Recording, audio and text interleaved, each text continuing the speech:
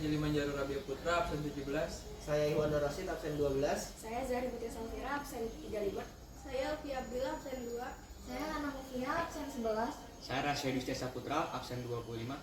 Saya Zazila Trisaputra, absen 36. Saya Andreas Saputra, absen 6. Oke, pertama di sini izinkan saya untuk menjelaskan terlebih dahulu mengenai teori sektoral. Teori sektoral sendiri dapat teman-teman lihat di depan kita adalah teori yang dicetuskan oleh salah satu ilmuwan pada tahun 1930. Ilmuwan tersebut bernama Hormer Hoyt. Nah, dari sektoral ini kita dapat melihat beberapa rangkuman pertumbuhan kota dari inti hingga terpinggir. Namun, asal muasal dicetuskannya teori sektoral ini adalah untuk menyinggung kembali salah satu acuan teori konsentral yang diajukan oleh ilmuwan sebelumnya yang menyatakan bahwa pertumbuhan kota didasari dari inti kota secara berurut hingga terpinggir. Namun pada teori sektoral ini kita dapat melihat bahwa pertumbuhan tidak hanya secara terurut melainkan tumbuh pada dinamika wilayah tersendiri. Kita dapat melihat bahwa wilayah 2, 3, dan 4 tidak tersusun secara urut tapi memiliki jangkauan wilayah sendiri-sendiri. Dan pertumbuhannya di sini dapat kita lihat acuannya berdasarkan dua. Pertama adalah jumlah penduduk yang timbul dalam suatu kota, dan yang kedua adalah banyaknya aksesibilitas transportasi yang muncul, sehingga mempengaruhi tumbuhnya teori sektoral tersebut. Oke, nah selanjutnya saya akan menjelaskan wilayah 1. Wilayah 1 ini di sekitar sini yaitu wilayah CBD. CBD itu kita mengambil ada gedung-gedung pemerintahan dan juga kantor-kantor, serta kita menaruhkan ikon berupa stadion. Lalu wilayah 2 itu wilayah manufaktur dan wilayah toko kayak gitu. Nah, wilayah 2 itu mulai dari sini dan juga sebelah sini. Dan wilayah 2 itu kita mengambil beberapa pabrik dan juga beberapa toko-toko seperti itu untuk menunjang aktivitas para masyarakatnya. Lalu wilayah 3 itu kawasan kumuh, kawasan pekerja kelas rendah. Kawasan 3 itu ada di daerah sini. Sini, dari sini sampai ke sini. Di pinggir-pinggir kota. Terus wilayah 4 itu kita mengambil ada rumah kelas menengah. Wilayah 4 itu kita mulai dari sini sampai sini. Nah, untuk wilayah 5 itu adalah para orang-orang kelas atas, yaitu kita mengambil berupa hotel. Jadi wilayah 5 itu ada dari sekitar sini. Nah, untuk fasilitas penunjang yang kita ambil itu yang pertama itu ada rumah sakit. Kenapa rumah sakit itu penting? Karena itu untuk keberlangsungan masyarakat yang ada di kota tersebut. Lalu yang kedua kita ada pos polisi. Dan juga kita ada beberapa, nah ini ada sekolah dan juga ada beberapa toko-toko untuk kebutuhan hidup masyarakatnya. Terus juga kita untuk fasilitas penunjangnya itu kita ada ada kantor pemadam kebakaran. Jadi suatu waktu jika masyarakat memerlukan bantuan bisa menghubungi pemadam kebakaran yang ada di kota tersebut. Lalu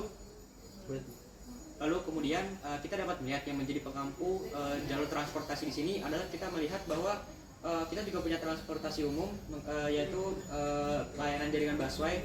Nah, layanan jaringan busway ini terhubung dengan ruas jalan yang telah tersebar baik di sektor 1, 2, 3, 4, 5. Sehingga kita dapat melihat adanya aksesibilitas jalan dan keadaan transportasi ini menjadi ikon penting dari teori sektoral, karena teori sektoral ini tidak tumbuh secara urut dari 1 sampai 5, melainkan tumbuh dengan adanya faktor jalan maupun penduduk masyarakat.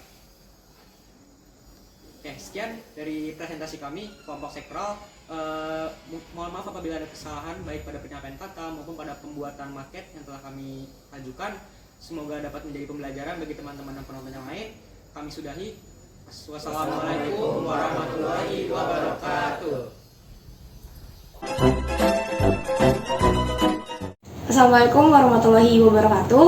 Perkenalkan, kami dari kelompok Teori Bintarto yang ingin mempresentasikan hasil karya kami berupa miniatur perumahan berdasarkan teori Bintarto. Sebelumnya saya izin memperkenalkan diri. Nama saya Najwa Olivia Erlin. Saya Rima Anastasia Aulia. Saya Kayla Kita Zahra. Saya Izati Lintang Kilanti. Saya Nisa Triagustina. Saya Kayla Putri Wahyudi. Saya Salsabila. Saya Tiara Madani. Oke, lanjut untuk pengertian dari teori menurut Bintarto. Pengertian itu Sebuah kesatuan bagi kehidupan manusia yang diberi tanda dengan hadirnya kepadatan penduduk yang sangat tinggi, serta ditandai dengan adanya strata ekonomi yang heterogen dan bercorak materialistis. Dan Bintarto sendiri juga menjelaskan bahwa masyarakat ini kumpulan individu yang heterogen baik dalam hal pekerjaan, adat, kebudayaan, juga agama. Lalu untuk pola keuangan dari teori Bintarto itu terdiri dari 6. Yang pertama itu ada pola memanjang jalan, pola memanjang sungai, pola memanjang pantai, lalu ada pola memanjang pantai dan sejajar dengan jalan kereta api, lalu ada pola radial, dan yang terakhir ada pola tersebar. Oke, selanjutnya akan saya silakan kepada kalian. Kita dipersilakan. Baik, selanjutnya akan saya presentasikan lapisan-lapisan perkotaan menurut Bintarto. Bintarto sendiri membuat 6 lapisan dalam teorinya. Yang pertama ada city, diartikan sebagai pusat kota. Di sana biasanya ada apartemen, istana negara, gedung-gedung pencakar langit, kemudian pusat pemerintahan, stasiun transportasi umum, dan ada pusat pelayanan umum. Biasanya di pusat kota juga ada icon, dan di sini kita menggunakan menara Eiffel sebagai icon dari kota yang kami buat. Lapisan kedua ada suburban, wilayah yang lokasinya berdekatan dengan pusat kota, dan biasanya wilayah ini menjadi tempat tinggal bagi para penglaju. Orang-orang yang tinggal di lapisan kedua biasanya bekerja di tempat yang ada di lapisan pertama. Jadi di lapisan kedua ini ada sekolah, komplek perumahan elit, apartemen, pusat olahraga seperti stadion. Lapisan yang ketiga bernama suburban fringe, wilayah yang melingkari daerah perkotaan dan merupakan daerah peralihan kota ke desa. Ada supermarket atau toko, sekolah, perumahan juga, ada rumah susun, dan ada tempat bermain. Yang lapisan keempat ada urban fringe, wilayah terluar suatu kota ditandai dengan sifatnya yang mirip dengan wilayah kota. Jadi di sini mirip perkotaan ya, bukan mirip pusat kota. Ada sekolah, ada rumah sakit, ada pertokoan. Cuma pertokoan di sini dalam skala yang lebih kecil. Kemudian ada juga pusat pelayanan umum seperti rumah sakit, kantor-kantor pemerintahan, kelurahan, kecamatan, seperti itu. Yang kelima ada rural urban fringe, wilayah yang terletak antara kota dan desa, ditandai dengan pola penggunaan lahan campuran antara sektor pertanian dan sektor non-pertanian. Di sini kita menggunakan pabrik atau rumah produksi, kemudian ada peternakan, dan ada industri pariwisata atau pertambangan dan energi. Dan lapisan yang keenam ada rural, wilayah yang menitik beratkan pada sektor pertanian, ditandai dengan ketradisionalannya pedesaan, dan di sini banyak sawah yang mencirikan kalau itu tuh daerah desa atau daerah pertanian, seperti itu. Oke, terima kasih atas waktunya dan terima kasih sudah menyimak video kami. Begitu yang akan kami presentasikan pada kali ini. Kurang lebihnya mohon maaf. Wassalamualaikum warahmatullahi wabarakatuh.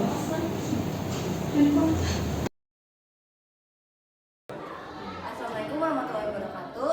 Pada hari ini kita akan menjelaskan materi teori konsentris. Sebelumnya perkenalkan kami. Perkenalkan saya sendiri Grace Rashida Ulisita dari Batubara. Saya Zahra Salsabila dari absen 2. Saya Verina Cahaya Kepala, absen 8. Saya Muhammad Rifat Ramadan Sidiring dari absen 19. Saya Pembawa Sadula dari absen 21. Saya Rajiv Bima dari absen 24. Saya Akan Saputra dari absen 3. Saya Rafi Rafanzani dari absen 25. Oke, untuk miniatur kota ini kita memakai teori konsentris, yaitu Pada tahun itu terdiri dari tahun 1920-an. Nah, Dikemukakan oleh Ernest W. Robert kalau nggak salah. Nah, untuk daerah pusat kotanya yaitu di bagian sini ya. Nah, untuk bangunan utamanya kita memakai Monas. Dan ini tuh buat gedung-gedungnya ini dan ada ikonik dikit.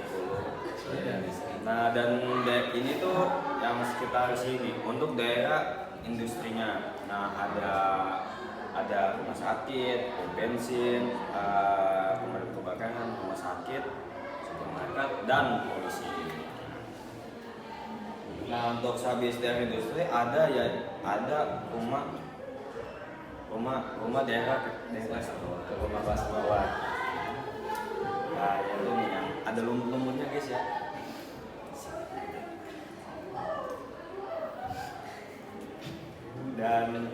Dan selanjutnya itu ada rumah kelas menengah, yaitu yang di bagian sini ada dan di sekitar rumah menengah itu ada masjid Al-Aqsa. Dan untuk rumah kelas atasnya nah ini nih rumah yang tingkat-tingkat yang gede nih. Di sini ini ada rumah kereta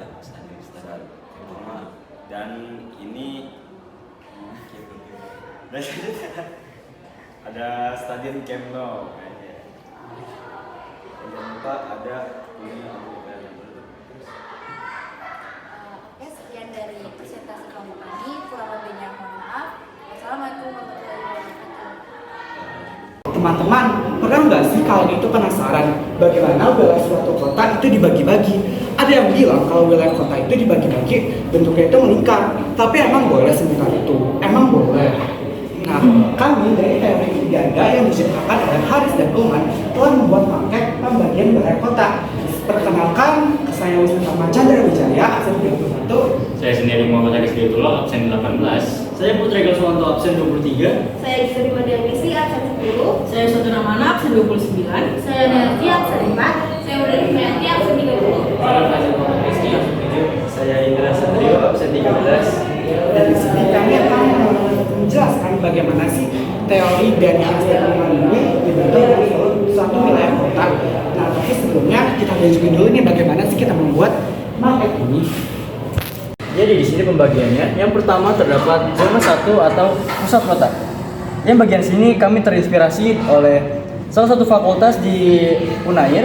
Di sini terdapat rumah sakit, kemudian di sebelah kiri terdapat Hotel Peninsula. Di sebelah sini terdapat stadion, lalu di bagian sini terdapat hutan kota, dan di bagian sini terdapat alun-alun. Untuk di belakang gedung, kami menambahkan stasiun yang kami beri nama dengan Stasiun Ciumbelei. Lanjut ke zona 2, yaitu manufakturingan. Di sini kami mengambil 2 contoh. Yang pertama terdapat mall dan industri tekstil. Lalu untuk yang zona ketiga, yaitu adalah pemukiman kelas bawah. Di sini dapat dilihat pemukiman kelas bawah. Lalu terdapat juga yang di belakang mall. Zona keempat, yaitu pemukiman kelas menengah. Kami memasukkan beberapa rumah seperti rumah di komplek.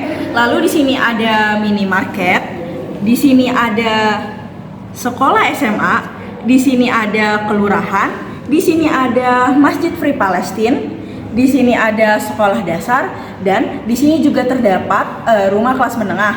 Pada zona kelima, kami memasukkan beberapa rumah pemukiman kelas atas yang ditandai dengan memilikinya garasi. Pada zona ke-6, yaitu manufaktur berat, kami membuat pabrik baja.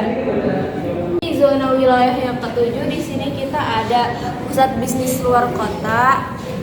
Dan yang zona wilayah ke-8 kita ada permukiman pinggiran kota atau permukiman suburban. Di sini kita ngambil pemukiman kumuh.